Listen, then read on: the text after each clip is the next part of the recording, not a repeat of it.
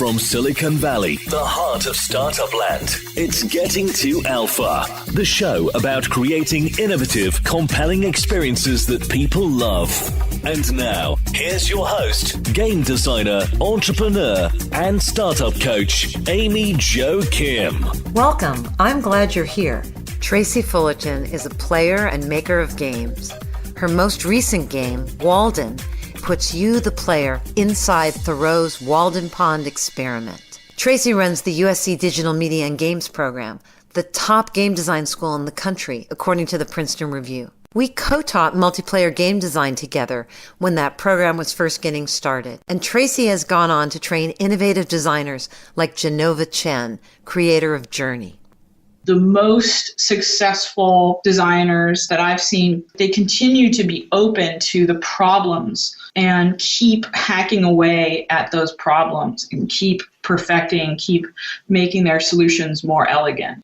I love and admire Tracy, and I'm thrilled to have her with us today to share her perspective on teaching, playing, and creating compelling and meaningful games. Tracy, thank you for joining us for the Getting to Alpha podcast. Let's start by learning a little bit about your background. How did you get started? What did you study, and what experiences changed your path along the way? This is a really funny question. So those are like two different questions, really. So what I studied in school, and by that I think you mean university, I studied mostly literature and film because I always thought I was going to be in media. But when I was a kid, I was a maker. My family is all maker. Basically our garage was our studio.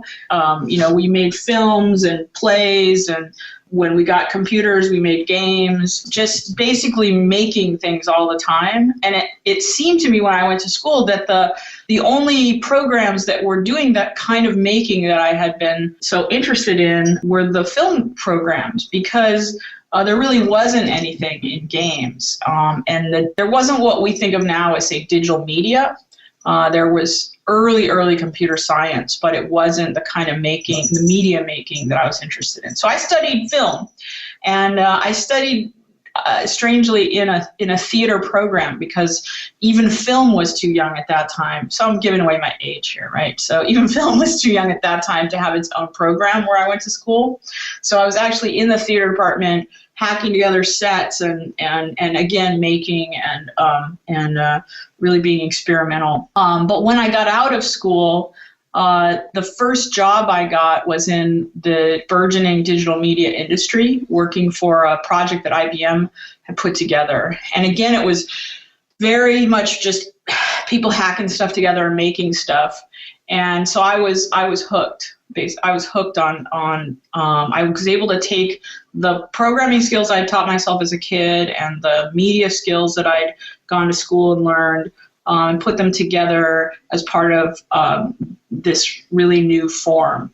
And always throughout my career, I've been 5 to 10 years kind of ahead of the curve, kind of asking questions and making things that were a little too forward thinking. And so one of the things I learned in my career was that, timing is everything. And it is actually one of the reasons I went to academia after being at a number of startups, because in academia, you can explore these interesting questions that are 5 to 10 years out, and it's actually a benefit to you to explore them deeply and then maybe help other people bring them to market. Whereas in business, of course, you don't want to innovate out on the very edges. You need to be in a sort of, there's a sort of a sweet spot of innovation, but still within the imagination of the public that makes it work. Basically, I come from a family of makers, and I kept making, and even though I studied film in school, that was probably one of the least of my influences. That was great, and it's really interesting for me to hear that, because even though I've known you for many years, I hadn't really put together your film background with your gaming background, and it's actually perfect because it leads so naturally to what you're doing right now. But before we get to that, I want to talk a little bit about your book. It's in the 3rd edition now. What motivated you to first write it? Well, the motivation was pretty simple. So I started teaching very early on. About the time I started working in industry, people started coming to me and saying, hey, will you be my mentor on my thesis project? I was in New York at the time, and the School of Visual Arts had a bunch of people doing what today we call Arduino, but back then it was just people doing extensions to Director to make toasters pop at all the same time and things like that. And they came in, and because I was working in the field and some expertise in extending what was then the core tool, which was Director, they would ask me to be their thesis advisor. And I wound up being then asked to teach an actual thesis course, and out of that, they asked me to teach a game design course because that's what I was focused on. And way back then, there really wasn't this concept that you could teach people to design games. In fact, I remember going to the Game Developers Conference and saying I was doing this. I was talking to Will Wright, and he's like, well, I'm not sure that, you can teach people to do that. Don't they just kind of know how to do it or not? Because I think that's how people like Will Wright learned. Right? I mean, don't you think people just did it themselves, right? So where were you teaching this early course? The earliest one was at the School of Visual Arts in New York. And, basically I was in an environment where there was a bunch of people I was working with professionally, Eric Zimmerman and Frank Lance and Karen Seidman and a bunch of other folks. And we were all they were also beginning to teach classes. And so we kind of got together and developed our ideas. We would play test our ideas for teaching together and then bring them into our classes. We started developing a kind of rigorous methodology for teaching game design. And it started working. We started having really good students. Around that time, I actually moved to California, and I moved my version of the class to USC. And we've sort of wound up with this New York, Los Angeles similarity, I guess you would say, to the basis of these schools of thoughts around teaching games. When you teach games, people start to find you on the internet, and a lot of young people would write to me and say, how can I take your class? I can't go to USC. I live in Utah or whatever. And it's occurred to me that I should write a book because a lot of young people were interested in this form, and they would not be able to come to find either me or the other folks I knew who were teaching games from the ground up. So I wound up writing this book as a workshop that you could do on your own. Even though I use it in my classes, the notion would be that it could stand on its own as a workshop that young people could do step by step. And by the time they got to the end of it, they would have a lot of skills around where to start with designing a game, what the sort of steps to prototyping and sort of finding an idea was, and then what they should do when they wanted to get a team together and start building an idea, putting it in front of users, how to react to feedback, all of these sort of granular steps that are often, I think, skipped in a lot of books about creativity.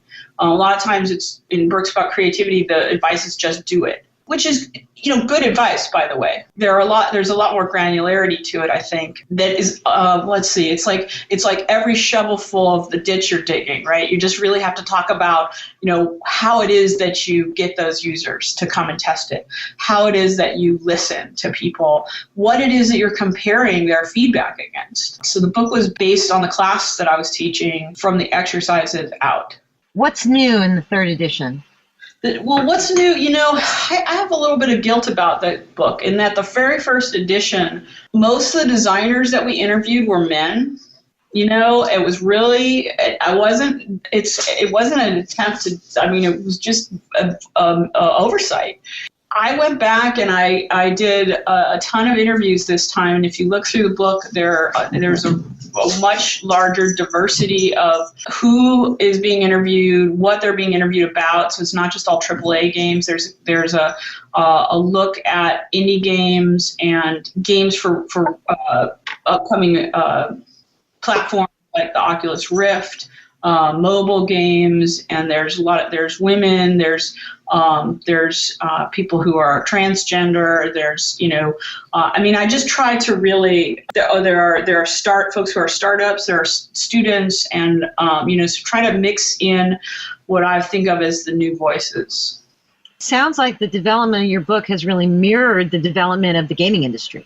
I hope so. The core methodology is the same. I didn't change anything in this edition about the core methodology, but there are examples that are drawn from a much wider perspective. When you go about crafting a new project, and when you teach that in the stages where you're crafting up the simplest possible thing to show to people and start getting feedback, how do you go about it? The shorthand on the first part, which is how I go about it, is that I start with the goals of the project. And often the goals of the project are around the player experience. If we're doing a research game that has very specific goals, for example, we want to teach middle school kids the scientific method. We want to engage them as kind of proto-scientists in the scientific method. That may be a starting point. And then everything that we do, sort of springs from that central pillar. And there may be more than one pillar, by the way, but let's just, talk about the sort of design, the experience, the player experience goal as the most important one. For me, I've found as I get older, it's often easier for me to identify that pillar than it is for my students. So I see that is something that's gained with experience. So with my students, I do something slightly different. And that is, I will often start them with essentially design exercises that remove a lot of the complexity of the process. So I may start them with an existing system, and I may give them a design goal. And then I may ask them to basically redesign the existing system in order to meet the design goal. So what I've done there is I removed the beginning components of design, and I've just put them in front of, it's almost like a chess problem. And so there are, I think when you're learning to design, one of the best things you can do is do these kind of crafted problems, because they train your mind to solve design problems. And design problems are in many ways, they are like kind of chess problems, right? And so once you've trained yourself to be able to meet a player experience goal, then it's easier to now set your own goals and create your own systems. Are those exercises in your book? The most common one is, and then it's easy to generate your own based on your own needs, but the most common one is basically what I just described, which is taking a simple existing system and changing a player experience goal. So that's pretty much the most famous design that I do, and I use a game from Ravensburger, which is a great little system called Up the River. It has like all the elements of a game and nothing more. Like it has, there are 4 players, they each have 3 pieces, they're trying to make their way up a river, and so the obstacles are a sandbar and the current of the river. And then there's a power-up, right? And there's a goal, and there's, a method of movement. There's like all the things that you need, right? And nothing more. It's like the simplest little game. And this game, I've seen this redesigned thousands of times. I've seen it redesigned with so many different player experience goals. So it's a funny little game that works very well as kind of almost like an empty vessel. So we were talking about the process you go when you're crafting a new project. For yourself, really honing in on the purpose and the pillars of the design.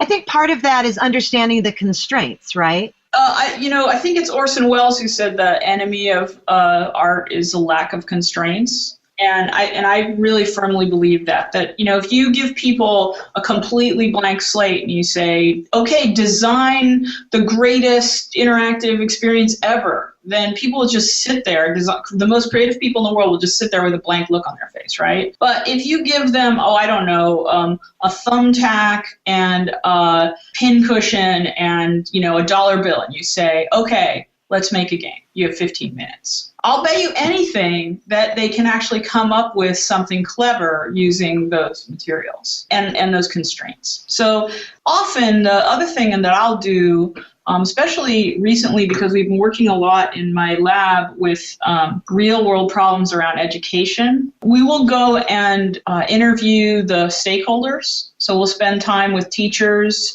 with students, with parents in the environment, seeing, just what kind of equipment they have available, how often they have it available, who gets to use it and when. So a lot of people don't know their own constraints around technology. And you have to sort of watch them like an ethnographer, see, I see there actually aren't enough computers for all students to get one. They're teaming up. Nobody said anything about the students in this class teaming up. They just assume it because that's what they do. But when we asked them, they never said, we team up. So there's a lot of things that people do that you can find out if you follow them. You go to their place, where they'll be using the technology.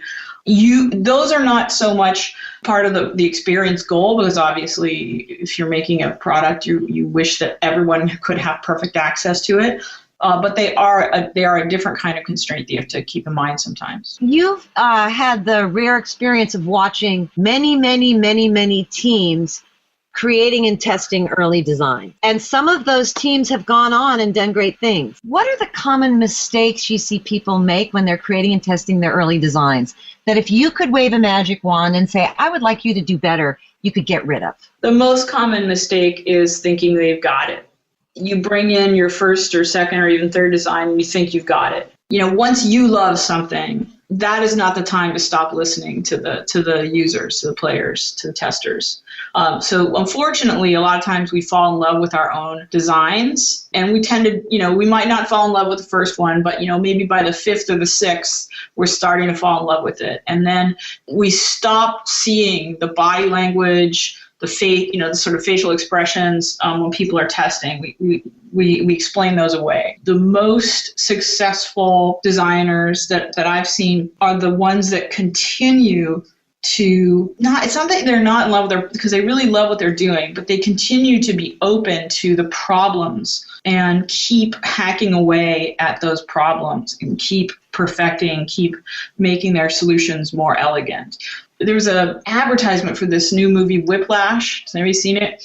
And they're playing the drums, and at the end, and it's about, I don't exactly know, but it's definitely about creative drive. And at the end, somebody says the enemy of greatness is there's the two words that are the enemy of greatness. It's good job, right?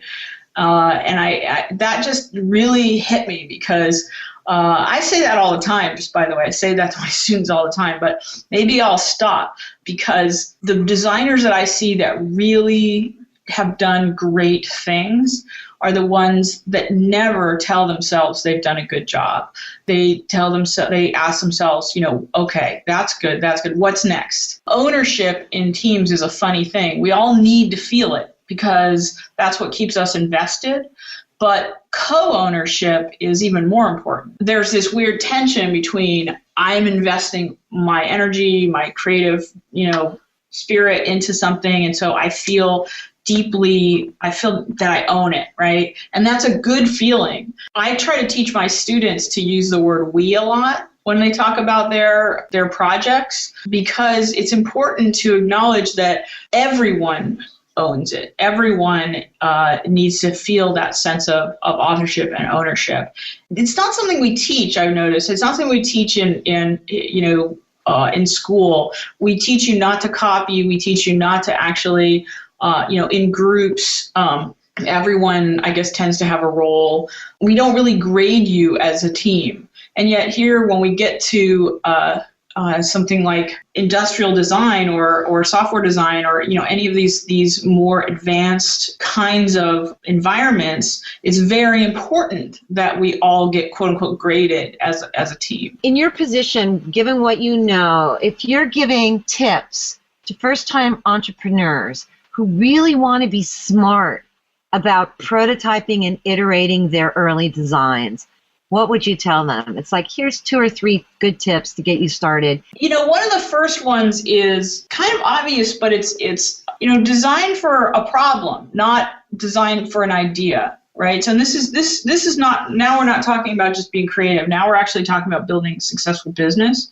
And this is something that I know I have not done as well as I could have in my career, because I just tend to be more of a creative person. But if you design for a problem, then your design, by its nature is going to have some market value. If you're designing because you come up with a cool idea, and so you're more designing for creativity, your design may or may not have market value. And I'm speaking as someone who's run to the academy because I want to research kind of deep, long-term issues rather than having to deal with the market all the time. But I think that being an entrepreneur and being out there on the front lines is critically important. And being successful almost always has to be, it has to do with addressing a problem that people have right now and being just slightly more innovative than the other solutions that they could find. Not too innovative, because then you sort of drive them away. So for me, I think it's, start your design process by identifying what the problem is, and how your solution can advance people's experience of that problem.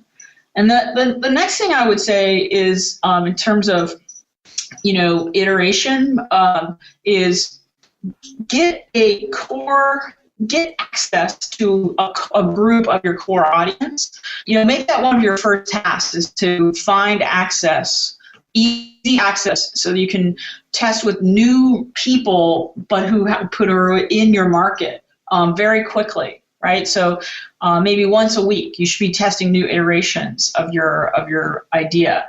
And the iterations don't have to be very deep. I mean, they can be storyboards. They can be paper prototypes, right? These don't have to be things that you spend a lot of money on. In fact, you can do a much broader exploration if you take 5 paper prototypes into a group, and then wind up throwing 3 of them away and taking the next 2 and sort of taking some good stuff from each of those into the next iteration. So to me, cheap, fast iteration, especially in the beginning, is a much more powerful tool than really getting something articulate and waiting and then taking it in, because you're gonna run into that problem I discussed, where you're in love with your own idea. If you spend too much time articulating it, just by nature, you're not going to want to change all of it. So just doing that really quickly and finding access to your core audience, which can be very difficult, by the way. Just an example, in my own work, we've been doing, as I mentioned, a lot of educational games. And so we just basically have put together a group of middle school and high school teachers who like what we're doing, and we've done nice things for them. We've invited their classes in, and we've done workshops for them. And so because we've done that, we now have a relationship with them. And when we need to test a card game that we've been working on for just 2 days that we have an idea about, we say, we haven't worked very hard on this. It might not work, but we really need, 10 of your kids to come in and play a card game. Then they'll send us 10 kids. It's a fair exchange. So making sure you have a kind of revolving door of the kind of users that you need to test your designs can be really important, and that's it. Nobody ever talks about it, but it's actually kind of time consuming to find those people. The other thing, this is kind of silly, but a lot of, I think, entrepreneurs are shy about telling their ideas because they think people are going to steal them. The more you pitch it, the more you'll hone it. You'll get to the point where you actually be able to say in one sentence what your problem is, what your solution is, and why it's better than everything else out there, in basically a sentence or maybe 2 sentences. So my advice would be to keep pitching until you have honed the kernel of what the problem is, what your solution is, and why it's better, down to a sentence or 2. What's your superpower as a designer? This is going to sound so weird, and I think maybe the people that work with me would have different answers. But for me, I guess the answer is empathy. For whatever reason, I think I'm actually really good at putting myself in the place of the player, also of my team members. Because I'm a team lead, my job often isn't the person to have the ideas. my job, although, I mean, obviously I have a lot of ideas, but my job sometimes is to get other people to generate ideas. And to do that, you have to sort of have empathy with where they're at and what environment they need to really work well. But in terms of the players, that's where I think I do really well. Like, a lot of times designers, as I mentioned, fall in love with their designs. I'm really good, I think, at playing a prototype and putting myself in the place of someone who isn't connected to it. Playing it cold, but playing it with the sense of, oh, what would I be feeling if I was this person or that person? And that's about empathy. So it's just something that I feel like is a really powerful tool. In terms of the projects I like to work on and sort of the sweet spot of design. Right now, and for the last about 10 years, I've been working on games that attempt to express and to elicit deeper emotions than the traditional games. And so I really love to work on projects that are heartfelt, that have real soul in them. I'll tell you, those aren't the projects that pay the bills. In order to keep my team, I also have to go out and get money for projects that people want to pay for. It's tough because you have to like switch your hats back and forth. I've mentioned several times that we've been working on these educational games, and I love working on them. They're great, but those are the games that pay the bills. Because that's what people are interested in paying us to design. And that's great. I mean, that I should get a chance to also innovate while I'm funding my research lab. The ones I want to work on are more art projects. And here in America, we don't fund that. We do not fund the arts. So it's tough because my sweet spot is not one that is something you can actually get money for. A long time ago, I worked for a guy named Bob Greenberg, and Bob Greenberg used to say to me in his funny Bob Greenberg way, he'd say, "Tracy, there are projects we do for the bank, and there are projects we do for the real. It's like, you want to do the ones for the real, and I got to do the ones for the bank." So I think that problem just, comes about in everybody's career in different ways. So tell us about Walden, your project of the heart. I came up with the idea in 2002, which is when I closed my startup company, and I went on a journey across the country and went to visit some relatives near Walden Pond in Concord, Massachusetts. And I was rereading Walden by Henry David Thoreau, and I had this notion. I was sitting on the shore of the pond one day, and I just had this notion, reading his discussion of the experiment that he set for himself, that it would be this wonderful game because it's about how does one balance one's life between the things we need to do to survive and maintain ourselves and sort of the things that we do to inspire ourselves. I thought it would make a great game, but I had no idea how to do it, and I sort of wrote about it in my journal, and I left it there.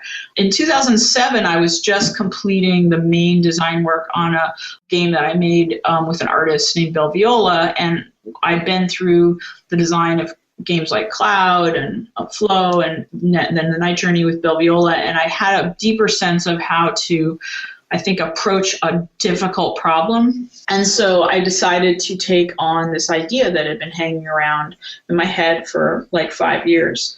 And so in 2007, I went out and bought my team copies of the book, and we started reading. We basically started with a reading group and talking about the heart of the book and the heart of the experiment and what the system was that was at the heart of that experiment, and really defining how that system might be playable. And so we've been working on it ever since, mostly with a team of volunteers. A couple of years ago, 2012, we got a small NEA grant, and then we got an even smaller grant from USC. These are really small grants, but they were enough to sort of give us the credibility to push forward. And to keep a lot of the team focused on it. Just this past year, we were accepted into the Sundance Story Lab, which is a mentoring opportunity run by Sundance, where they bring independent projects in. So we had the opportunity to do that. What's interesting is, as I've gone along, so I've been working on this project for 7 years. As we've gone along, a lot of people have come to do what I call painting the fence. So I think of it as sort of the Tom Sawyer method of producing a game, where you just make it look so cool to paint that fence that everybody wants to come and help you paint the fence. And before long, so we've gotten not only the Sundance people, but a lot of the graduate students who've gone through the lab have worked on the game. We've had people who subsequently went on to work at like EA or Pixar.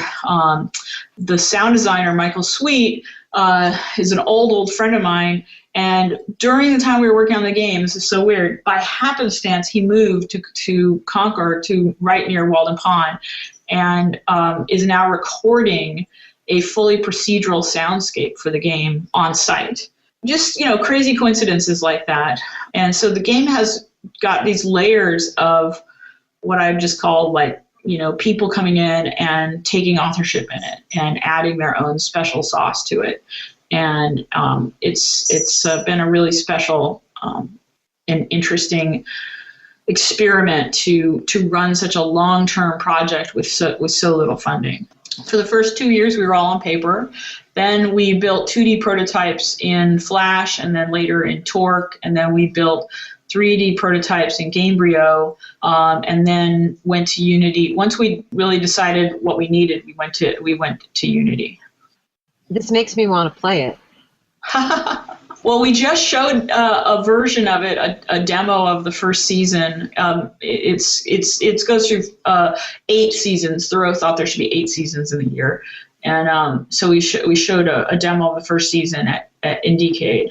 Can you please tell us how you went from the book group, and I know there's probably a lot you're going to leave out, but the brief story, how did you go from a book group talking about what is the essence of Walden Pond to extracting a system that captured that essence? Sure. This is actually not as hard as it sounds. One of the reasons I had wanted to, I think, work on the book as a game is that Thoreau himself was a kind of a cross between, on one side he was a naturalist, a biologist, an amateur scientist, and on the other side he was a poet.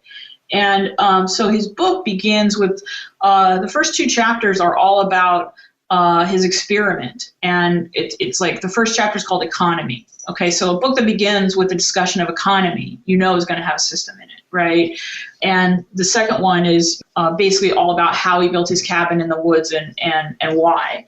So the system that we built is very much based on his words. He talks about what it takes to live, what are the basic needs of life in he says, in this climate, right? And he basically lays out that there are food, fuel, shelter, and clothing.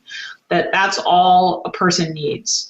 And so, because I've played a lot of games, well, these things poke out to me immediately as resources. And we started building systems around this notion of, okay, if these are the 4 basic resources that a person needs to survive, then what wears them down? What sort of uses those things up, and how do we build them back up again? And then on the other hand, if our lives are not just about surviving, what else are they about? And he uses the rest of the book to discuss what these things are. He talks about reading and the great ideas that one would get through reading, and the sounds of the forest and the solitude, the visitors that he got in the forest, animal and human, and the bean field that he worked in. And so there are all these other things that are not just about base level survival. And so what we did was we started once we had the basic survival simulation, which is based on those four needs, then we started layering in the ways that one might lead a more inspired life. So the basic it's a simulation. It's a survival simulation. It becomes a survival. Based on resource management, correct? Based on resource management, you have to have enough fuel. You have to have enough food. You have to make sure your clothes are mended. You have to have a shelter. But if that's all that you have, then your life is very mean. Your life is very poor. And so then there are these layers of things that can also inspire you. Beyond survival, what as humans do we need for our spirits to survive? So if people play the game and they just focus on the survival simulation, they will live and they will have a nice house and they will survive, and that will be all well and good. But they will not wind up finding all of the pieces of inspiration that help them to write the Book of Walden. So then you layer on self-actualization. Exactly, and but hopefully very light touch. So they are the sounds that he writes about, the visitors, the sort of the animals and ideas. The books that he read can be found throughout the forest, and so there are all of these pieces that go beyond just surviving. And how do people discover those? Through exploration? Exactly. And we don't actually try to criticize that. It's just that they will never find all of the sort of more wonderful things that are out there in the woods to be discovered if they don't go out and explore and they don't search for that inspiration. And there are other things that will be prompting you, like there are letters from Emerson and other characters who prompt you to go out and explore beyond just your little corner of the woods. One of the mechanics is a collecting mechanic. There are these arrowheads throughout the woods that if you collect them, you actually wind up filling your journal. You have a game journal, and you wind up filling your journal with pieces of the book, pieces of Walden. And so as you collect them, you actually wind up writing, quote unquote, writing your own procedural version of the book. Oh, that's an interesting idea. Yeah, we have this stretch goal. We haven't done it, but one of our stretch goals is that at the end, people could be able to send away and get their own hardcover version of their version of Walden. Because it's so easy to print books, right, on demand. Right. Wouldn't that be neat? As if people filled their journal, they could send away, and it would come back and it would look all nice and kind of hardcover and really nice, but it would be their version of their experience at Walden. What role does narrative play in this for you? Well, it's a really great question because that's what we're working on right now. The core of it is a system, this playable sort of survival system as defined by Thoreau's philosophy. And then there is the world. So there's a dynamic world around you that's changing based on the seasons. And that makes that playable system harder or more challenging as the seasons progress. And now what we're doing is we're actually layering in what I would call the pressures of the world. So Thoreau speaks a lot about how we must decide to live our own lives and not someone else's life. For me, you have to show on the outskirts of this philosophy-based system that we built, you have to show what has pushed him there. And so what we're doing now is we're layering in all of the relationships. We're layering in the things like his parents' pressures on him. The fact that while he was actually at Walden, he was grieving for his brother who'd recently died. We're layering in the pressure that Emerson had on him. He had a really contentious mentorship because Emerson was constantly pressuring him to write and be more prolific, to be more like him. And Thoreau was constantly disappointing him. So I find that very fascinating. The people in town, for example, kind of laughed at him. He was known as that fool who burned down the woods because even though he loved the woods, he's known mostly for loving the woods. He had a camping accident where he burned down a huge section of Walden Woods. Now what we're doing is basically layering in all of those things that would push him to make a decision to go out and try this experience. You're really giving us a glimpse into the process and mind of a game designer. Thank you so much. Take care. Bye-bye. Thanks for listening to Getting to Alpha with Amy Jo Kim, the shows that help you innovate faster and smarter. Be sure to check out our website, gettingtoalpha.com. That's getting2alpha.com for more great resources and podcast episodes.